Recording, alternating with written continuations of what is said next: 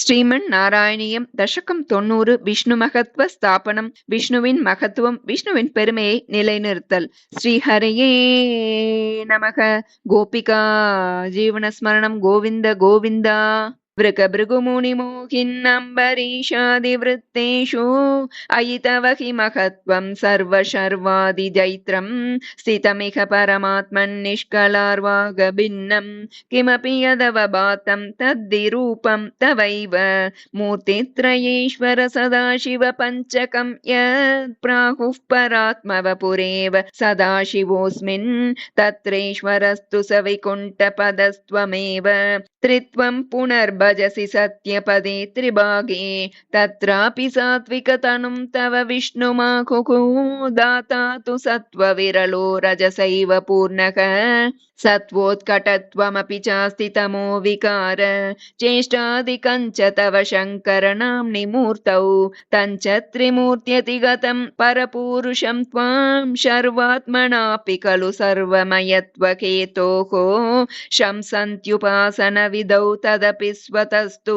त्वद्रूपमित्यतिदृढं बहुनः प्रमाणम् श्रीशङ्करोऽपि भगवान् सकलेषु तावत् त्वामेव मानयति यो न हि पक्षपाती त्वन्निष्टमेव स हि नाम सहस्रकादि व्याख्याद्भवत्स्तुति परश्च गतिं गतोऽन्ते मूर्तित्रयातिगमुवाच च मन्त्रशास्त्रस्य आदौ कलाय सुषमं सकलेश्वरं त्वां ध्यानञ्च निष्कलमसौ प्रणवे खलु त्वामेव तत्र सकलं निजगाद नान्यम् समस्तसारे च पुराणसङ्ग्रहे विसंशयं त्वन्महिमैव वर्ण्यते त्रिमूर्तियुक्सत्यपदत्रिभागतः परं पदन्ते कथितं न शूलिनः यद्ब्राह्मकल्पमिह भागवतद्वितीयस्कन्धोदितं वपुरणावृतमीश दात्रे तस्यैव नाम